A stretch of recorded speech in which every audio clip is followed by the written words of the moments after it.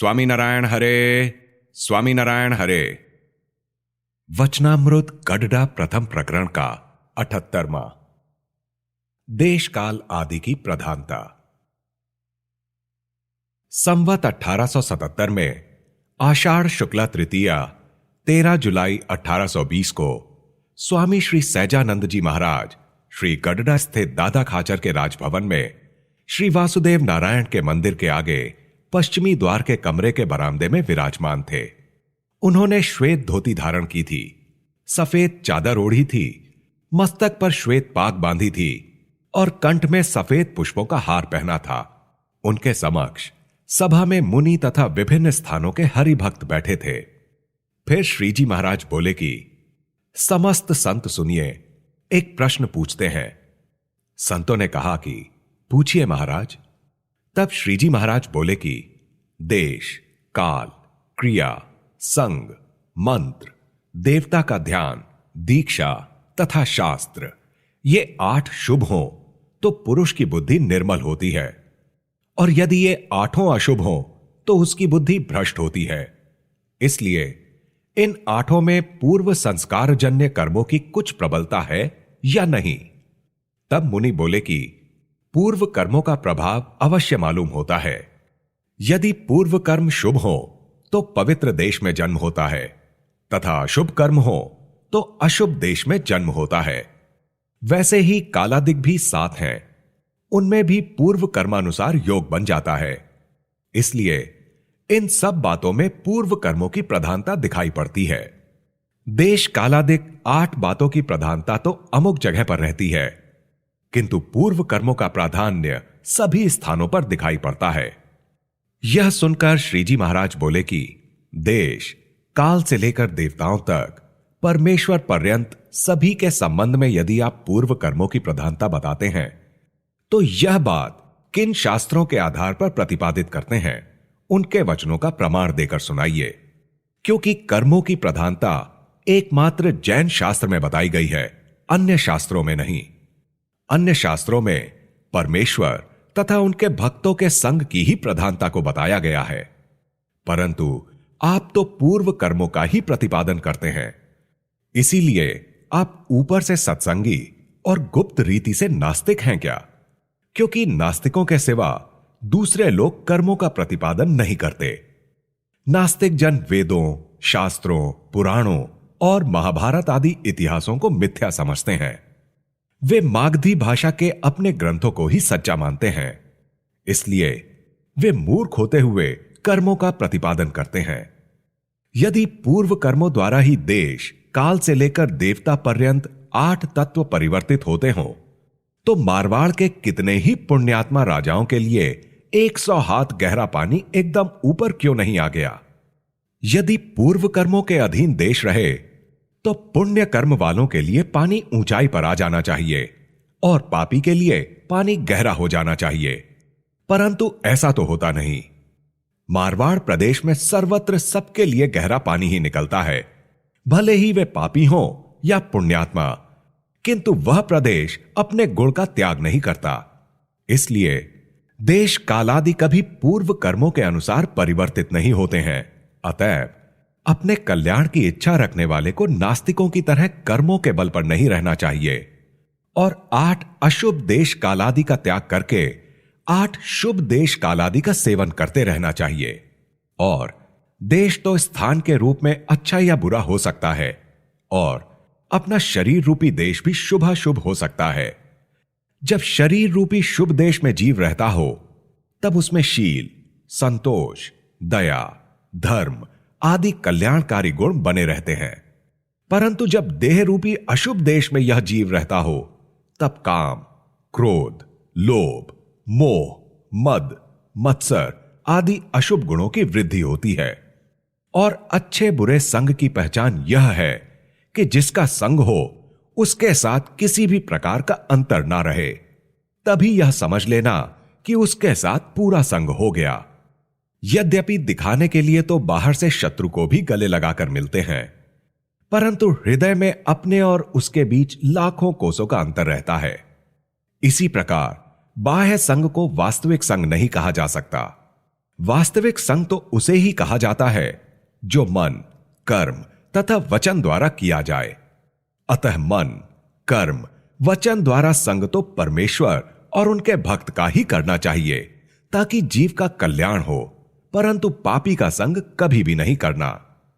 इसके पश्चात श्रीजी महाराज ने मध्याह्न के समय सभी छोटे विद्यार्थी साधुओं को अपने समीप बुलवाया और उनसे कहा कि तुम सब विद्यार्थी मुझसे प्रश्न पूछो। तब बड़े शिवानंद स्वामी ने पूछा कि जिसे भगवान का अचल निश्चय हो वह किस प्रकार पहचाना जा सकता है। श्रीजी महाराज बोले, जिसे अचल निश्चय होता है वह तो भगवान यदि भली बुरी किसी भी प्रकार की क्रिया करें तो भी इन सब क्रियाओं को कल्याणकारी समझता है।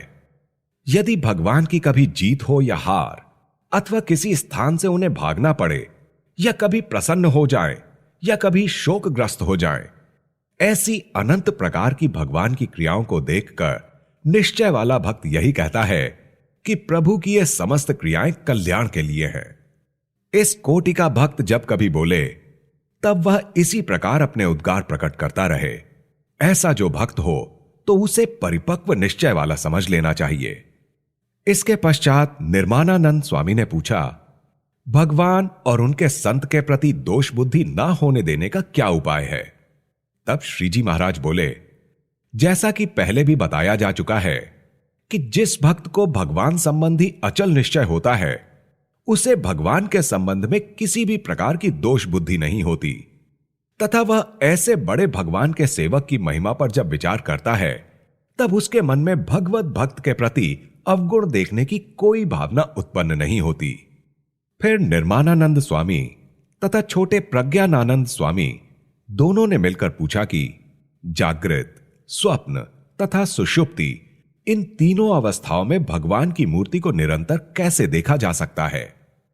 तब श्रीजी महाराज ने कहा, किसी का पूर्व जन्म का कोई शुभ संस्कार प्रबल रहे तो उसे भगवान की मूर्ति तीनों अवस्थाओं में निरंतर दिखाई पड़ती है, अथवा जिसके अंतर में भय, काम अथवा स्नेह के भाव निरंतर विद्यमान रहते हों, उसे भगवान के सिवा अन्य वस्तुएं भी तीनों अवस्थाओं में निरंतर दिखाई देने लगती हैं। तब भगवान दिखाई पड़े, इसमें तो कहना क्या, ये तो दिखते ही हैं। फिर छोटे शिवानंद स्वामी ने पूछा कि सत्संग में जिसकी नींव अविचल हो उसे किस प्रकार पहचाना जाता है। एक तो यह प्रश्न है और दूसरा प्रश्न यह है कि मान, काम, क्रोध, लोभ, मद, मत्सर तथा ईर्ष्या आदि शत्रु किस प्रकार नष्ट हो सकते हैं। तब श्रीजी महाराज बोले कि जिस पुरुष को सत्संग का पक्ष अर्थात तरफदारी अत्यंत दृढ़ रूप से हो, वह किसी के भी द्वारा हो रही सत्संग की निंदा टीका को सहन नहीं कर सकता। जैसे किसी व्यक्ति को अपने कुटुंबी जनों के साथ झगड़ा हो गया, ऐसी स्थिति में भी यदि कोई उन कुटुंबी जनों को भला बुरा कहेगा तो वह उन आक्षेपों को बिल्कुल सहन नहीं करता। इस प्रकार जैसा संबंधियों का पक्ष है वैसे ही सत्संगी का पक्ष रहे तो समझना कि इसकी नींव सत्संग में अविचल हो चुकी है। तथा दूसरे प्रश्न का उत्तर यह है कि जिसने सत्संग का ऐसा पक्ष सुदृढ़ रखा है वह संत अथवा सत्संगी के प्रति अहम भाव, मत्सर एवं ईर्ष्या भाव कैसे रख सकता है। अतः जिसे सत्संग का पक्ष प्रबल रहता है उसके अहम भाव, मद, मत्सर तथा ईर्ष्या आदि समस्त शत्रुओं का नाश हो जाता है। परंतु जिसे सत्संगी के प्रति पक्ष भावना ना हो और जो सत्संगी एवं कुसंगी को समान स्तर पर देखता हो, वह सत्संग में कितना ही बड़ा अर्थात अग्रणी कहलाता हो, फिर भी वह आखिर में निश्चित रूप से विमुख हो जाता है। फिर छोटे आत्मानंद स्वामी ने पूछा, भगवान और उनके संत किसी को निसंकोच होकर जो भी कहना हो कह डालते हैं और उसकी ओर से उन्हें ऐसा भरोसा होता है कि इसका चाहे कितना ही सम्मान करेंगे अथवा तिरस्कार करेंगे तो भी यह किसी भी प्रकार से सत्संग से पीछे नहीं हटेगा। ऐसा भरोसा भगवान तथा उनके संत को मुमुक्षु के ऊपर किस प्रकार हो सकता है। एक प्रश्न तो यह है। दूसरा प्रश्न यह है कि जिस संत के पास रहते हो उसका अपने प्रति जैसा स्नेह रहता है वैसा ही प्रेम भाव अन्य समस्त संतों का हम पर किस प्रकार रह सकता है। तब श्रीजी महाराज बोले, शिवानंद स्वामी के प्रश्न का जैसा उत्तर दिया गया है वैसा ही उत्तर इस प्रश्न पर भी लागू होता है कि जिसका सत्संग का पक्ष सुदृढ़ होता है उसको कुछ भी कहने में भगवान और उनके संत को संदेह नहीं होता और उस पर किसी भी तरह ऐसा अविश्वास नहीं होता कि यदि इसे कुछ कहेंगे तो यह सत्संग से चला जाएगा। इसकी ओर से तो दृढ़ विश्वास ही होता है कि इसका सत्संग अचल है। अतः यदि हम इससे कुछ भी कहेंगे तो उसकी कोई चिंता नहीं है। दूसरे प्रश्न का उत्तर यह है कि जो भक्त प्रथम जिस संत के पास रहता हो उस संत से उसे कोई अनबन हो गई, तब वह जब दूसरे संत के पास जाकर रहता है उस समय वह पहले वाले संत के विरुद्ध किसी के द्वारा भी निंदा सुनकर उस निंदा को सहन नहीं कर सकता है। तब अन्य साधुओं को भी ऐसी धारणा हो जाएगी कि यह कृतघ्न नहीं है, इसने जिसके साथ रहकर 4 अक्षर पढ़े हैं उसका गुण अर्थात उपकार नहीं छोड़ता है, इसलिए यह बहुत अच्छा साधु है। यह जानकर सभी साधु उस पर अपना स्नेह बनाए रखेंगे।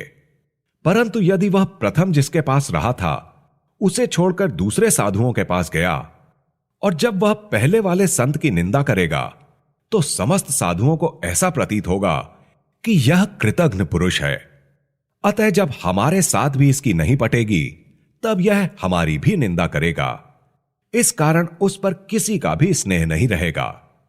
फिर देहरानंद स्वामी ने पूछा कि भगवान अक्षरातीत हैं और मन एवं वाणी से परे हैं, सबके लिए अगोचर हैं, फिर भी वे सबको प्रत्यक्ष दिखते हैं, इसका क्या कारण है? तब श्रीजी महाराज बोले कि अक्षरातीत तथा मन वाणी से परे और अगोचर रहने वाले भगवान स्वयं कृपा करके ऐसा संकल्प करते हैं कि मृत्युलोक के सभी ज्ञानी अज्ञानी पुरुष मुझे देखें। इसीलिए सत्य संकल्प वाले भगवान मृत्युलोक के समस्त मनुष्यों के लिए अपना दर्शनीय स्वरूप धारण करते हैं। फिर त्यागानंद स्वामी ने पूछा कि भगवान किस प्रकार प्रसन्न होते हैं? तब श्रीजी महाराज बोले, जो व्यक्ति भगवान को प्रसन्न करने का इच्छुक हो उसे शारीरिक सुख की इच्छा नहीं करनी चाहिए तथा भगवान के दर्शन का भी लोभ नहीं रखना चाहिए और भगवान जैसी आज्ञा दें वैसा ही करना चाहिए। भगवान को प्रसन्न करने का यही उपाय है।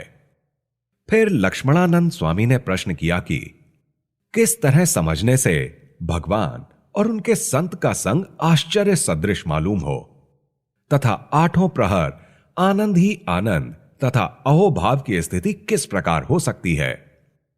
तब श्रीजी महाराज बोले कि जो भक्त ऐसा समझता है कि ये भगवान और ये सभी संत वैकुंठ, गोलोक तथा ब्रह्मपुर के निवासी हैं, ऐसे संत तथा परमेश्वर जहां विराजमान हैं वहीं पर वे सब धाम हैं तथा उन संत के साथ मेरा निवास हुआ है, यह मेरा अति महान सौभाग्य है।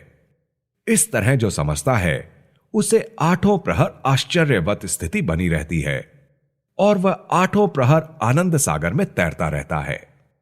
फिर परमात्मानंद स्वामी ने पूछा कि श्रीमद् भागवत के 11 स्कंद में संत के जो 30 लक्षण बताए गए हैं वे किस उपाय द्वारा सिद्ध हो सकते हैं?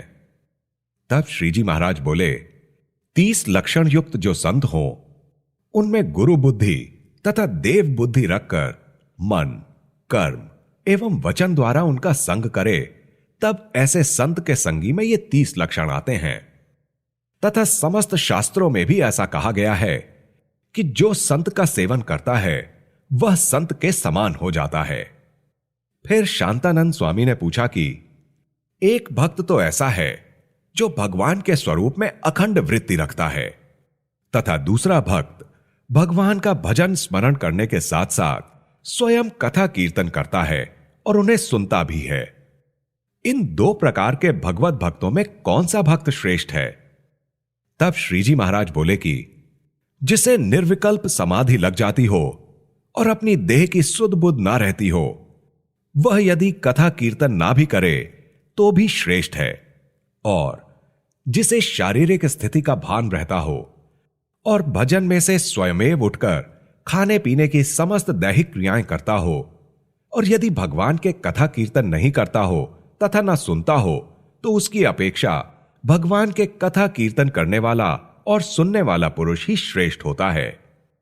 फिर आधारानंद स्वामी ने पूछा कि किस प्रकार का आचरण करने पर भगवान तथा उनके संत प्रसन्न होते हैं। तब श्रीजी महाराज बोले कि पंचव्रतों का पूर्ण रूप से पालन किया जाए और उसमें किसी भी तरह की कमी ना आने दी जाए तो भगवान तथा उनके संत प्रसन्न हो जाते हैं। इसमें लेश मात्र भी संशय नहीं है। फिर वेदांतानंद स्वामी ने प्रश्न किया कि पहले जिसका कुछ अनुचित आचरण रहा हो तो उसे ऐसा कौन सा उपाय करना चाहिए जिससे उस पर भगवान तथा उनके संत प्रसन्न हो जाएं। तब श्रीजी महाराज बोले कि अपना कोई बुरा स्वभाव हो उसे देखकर भगवान एवं भगवान के संत अप्रसन्न रहते हो तब उस स्वभाव के साथ शत्रु भाव रखना चाहिए। जब ऐसा वैर भाव हो तब जिसके साथ वैर होता है उसकी जानकारी समस्त जगत को हो जाती है। अतः संत को भी मालूम हो जाता है कि इसको अपने स्वभावों से वैर हो गया है। संत तो स्वभावों के वैरी होते ही हैं, अतः वह अपने मुमुक्षु के पक्ष में शामिल होकर उस पर दया करते हैं और ऐसा उपाय बताते हैं जिससे उन स्वभावों पर विजय हो। अतः जिस स्वभाव के कारण अपनी फजीहत हुई हो उस स्वभाव के साथ दृढ़ता पूर्वक वैर बांधकर जब तक उसका मूलोच्छेद हो तब तक उपाय करना चाहिए। ऐसा करने पर भगवान और उनके संत पूर्ण दया करते हैं और जब हरि की तथा उनके भक्त की जिस पर दया होती है उसके हृदय में अतिशय सुख बना रहता है और कल्याण के मार्ग पर चलने का सामर्थ्य भी बढ़ जाता है और अपने काम, क्रोध, लोभादिक शत्रुओं की शक्ति क्षीण हो जाती है। अतः जिसके हृदय में जो शत्रु अत्यधिक पीड़ा पहुंचाता हो उसके साथ पूर्ण रूप से शत्रुता रखी जाए तो परमेश्वर उसकी सहायता करते हैं। इसलिए अपने कामादिक शत्रुओं के साथ अवश्य ही वैर भाव रखना चाहिए और अपने आंतरिक शत्रुओं के साथ वैर करने में अत्यधिक लाभ होता है। फिर भगवदानंद स्वामी ने पूछा, हे महाराज, भगवान के पास बैठकर उनकी जितनी मर्यादा रहती है वैसी की वैसी मर्यादा दूर जाने पर भी बनी रहे, वह क्या समझने पर बनी रहती है। तब श्रीजी महाराज बोले कि भगवान का महात्म्य यदि पूर्ण रूप से समझ लिया जाए तो भगवान की जो मर्यादा उनके पास में रहने पर बनी रहती है वैसी ही उनसे दूर जाने पर भी रह सकती है। वह महात्म्य इस प्रकार से समझें कि अक्षरातीत जो पुरुषोत्तम भगवान हैं उनकी इच्छा से अनंत कोटि ब्रह्मांडों की उत्पत्ति होती है और वे उन ब्रह्मांडों को अपनी शक्ति द्वारा धारण किए रहते हैं और वे भगवान व्यतिरिक्त रहते हुए भी सब में अन्वय भाव से रहते हैं तथा वे अन्वय होते हुए भी व्यतिरेक हैं। वे भगवान जैसे प्रत्यक्ष प्रमाण हैं वैसे के वैसे ही अणु अणु में अंतर्यामी रूप से विराजमान हैं। ऐसे भगवान की इच्छा के बिना एक तिनका भी हिलने डुलने में समर्थ नहीं हो पाता तथा अनंत कोटि ब्रह्मांडों में जो उत्पत्ति, स्थिति और प्रलय होते हैं और उनमें जीवों को सुख दुख प्राप्त होते हैं, यह सब कुछ पुरुषोत्तम भगवान के नियंत्रण में है। भगवान जितना कुछ करना चाहते हैं उतना ही होता है। ऐसे समर्थ भगवान जब जीवों के कल्याण के लिए पृथ्वी पर पधारते हैं तब वे घोड़े पर बैठते हैं और घोड़ा भगवान को अपनी पीठ पर उठकर चलता है, परंतु ये तो घोड़े के भी आधार हैं। और जब वे पृथ्वी पर बैठे हों तो ऐसा लगता है कि पृथ्वी भगवान को धारण कर रही है, परंतु वे तो स्थावर जंगम सहित समग्र पृथ्वी को धारण कर रहे हैं। और रात्रि हो तब चंद्रमा, दीपक या मशाल के प्रकाश से भगवान का दर्शन होता है और दिवस में सूर्य के प्रकाश से उनका दर्शन होता है। परंतु वह भगवान तो सूर्य, चंद्रमा, अग्नि इन सभी को प्रकाश प्रदान करते हैं। उनमें ऐसा अद्भुत सामर्थ्य है, फिर भी वे जीवों के कल्याण के लिए मनुष्य जैसे होकर मुझे दर्शन देते हैं। इस प्रकार महात्म्य समझें, तब जैसी मर्यादा उनके पास में रहने पर रहती है वैसी ही मर्यादा उनके दूर जाने पर भी रह सकती है। फिर भगवदानंद स्वामी ने दूसरा प्रश्न पूछा, भगवान के किए बिना कुछ भी नहीं होता, सब भगवान का ही किया हुआ होता है। तब भगवान को और भगवान के भक्त को जब कुछ बुरे देश काल के योग से दुख प्राप्त होता है, उस दुख को भगवान क्यों नहीं टालते हैं और उन्हें टालने के मंसूबे क्यों किया करते हैं? तब श्रीजी महाराज बोले कि भगवान जब मनुष्य देह धारण करते हैं तब उनकी यही रीति रहती है कि मनुष्य के सदृश समस्त व्यवहार करते हैं, परंतु अपने अलौकिक सामर्थ्य को प्रकट नहीं करते हैं। इस प्रकार सभी शास्त्रों में भगवान की लीलाएं बताई गई हैं। इसलिए जब भगवान कुछ नई लीलाएं करें तो संशय करिएगा, किंतु जहां तक वे पूर्व अवतारों जैसी लीलाएं करें वहां तक किसी भी प्रकार का संदेह नहीं करना।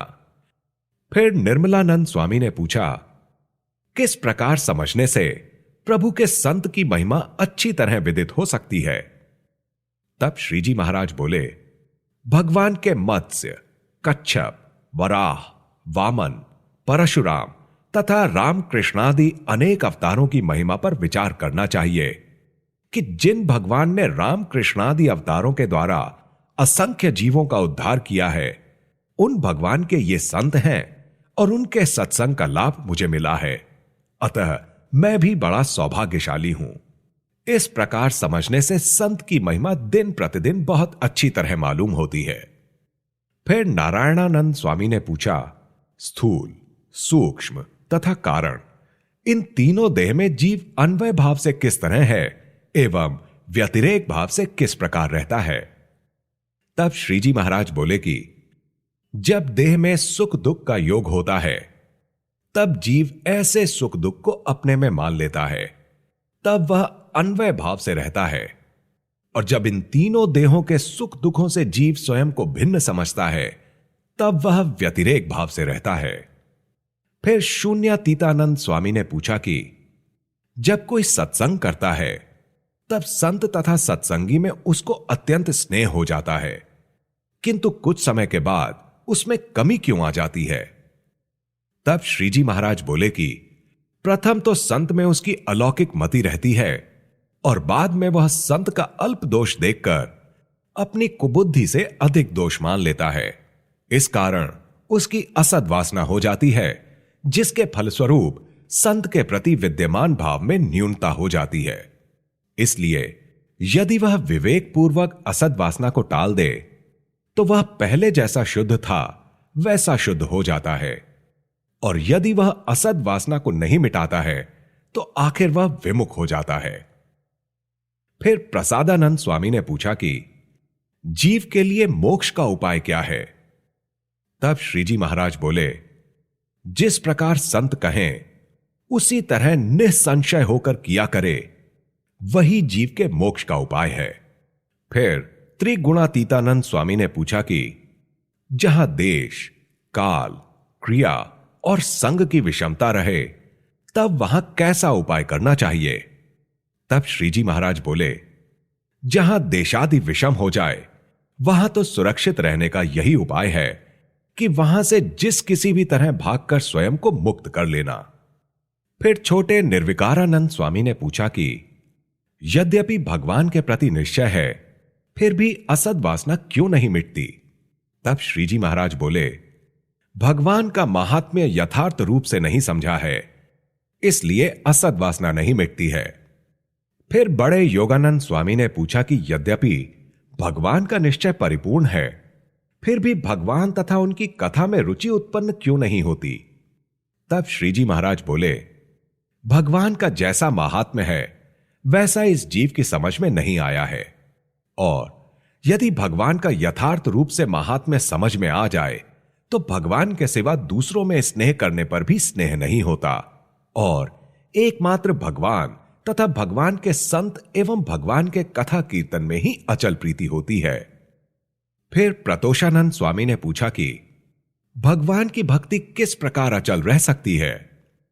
तब श्रीजी महाराज बोले कि चतुर्व्यूह अर्थात अनिरुद्ध, प्रद्युम्न, संकर्षण एवं वासुदेव तथा केशवादिक 24 मूर्तियों और वराहादि अवतारों के कारण जो प्रत्यक्ष श्री कृष्ण पुरुषोत्तम भगवान हैं, उनकी महिमा को जो अत्यधिक समझ लेता है उसके लिए भगवान की श्रवणादिक नवदा भक्ति निश्चल रहती है। इस प्रकार समस्त मुनियों के प्रश्नों का उत्तर देने के पश्चात श्रीजी महाराज ने सबसे पूछा कि काम, क्रोध तथा लोभ ये तीनों ही नरक के द्वार हैं। इनमें से जिसको जिसने अधिकाधिक जीत लिया हो उसके संबंध में आप सब बताएं। तब जिनको जिस बात की अतिशय दृढ़ता थी उसके अनुसार उन्होंने उत्तर दिया। उन मुनियों के वचनों को सुनकर श्रीजी महाराज अत्यंत प्रसन्न हुए तथा उन्होंने आत्मानंद स्वामी, योगानंद स्वामी, भगवदानंद स्वामी और शिवानंद स्वामी को प्रसन्नता पूर्वक हृदय में अपने चरणारविंद प्रदान किए और कहा कि जैसे महानुभावानंद स्वामी आदि जो बड़े साधु हैं, उनके साथ ये 4 साधु भी महान हैं। इसलिए इनका किसी के भी द्वारा अपमान नहीं करने देना। इस प्रकार मुक्तानंद स्वामी आदि बड़े साधुओं को आदेश देकर श्रीजी महाराज जय सच्चिदानंद कहकर अपने निवास पर भोजन करने के लिए पधारे। इति वचनामृतम। इस प्रकार से श्री गडडा प्रथम प्रकरण का 78वां वचनामृत पूर्ण हुआ। श्री गडडा प्रथम